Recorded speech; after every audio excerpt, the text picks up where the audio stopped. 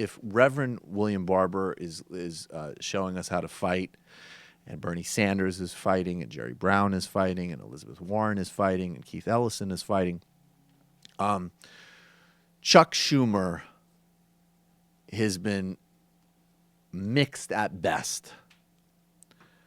He got the signal by acknowledging the importance of Bernie's agenda. He was right in endorsing Keith Ellison for head of the DNC.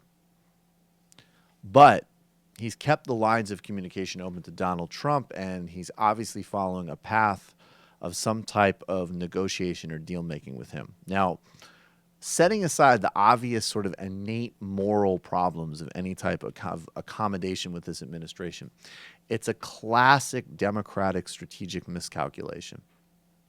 And Jonathan Chait actually has a good write-up on this. By the way, brief addendum.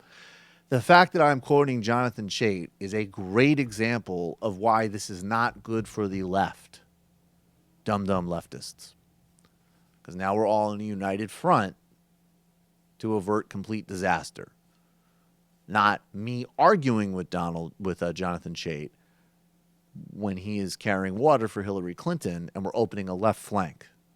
But anyways, being that as it may, Jonathan Chait has a good piece on the problem with Chuck Schumer's instinct to deal make. And he goes back to basically the logic of the Schumer approach is if we cooperate on what's good and that passes, we'll get credit.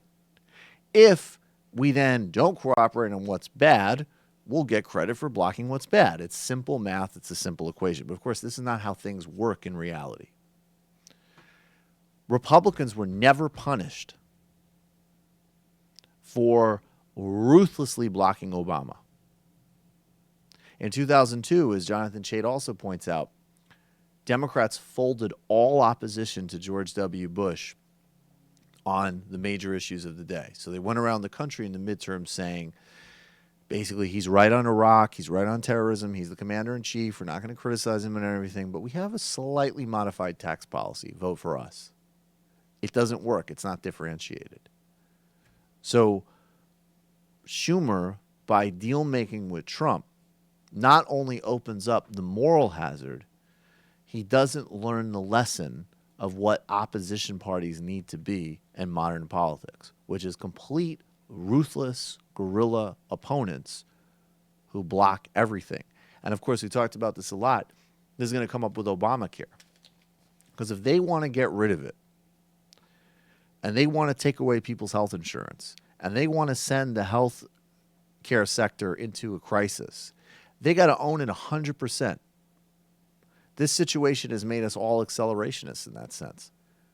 Not, well, we're just going to do something with Obamacare to just make it worse and harder on the middle class, and Democrats will co-sign on it, and we'll just blame you all over again. It's Lucy with the football. And it's not strategic. It might be tactically beneficial to Chuck Schumer, but it is not a strategic plan for the party. Hey, it's Sam Seder. Why don't you subscribe to this channel? You can do so right over here. Subscribe.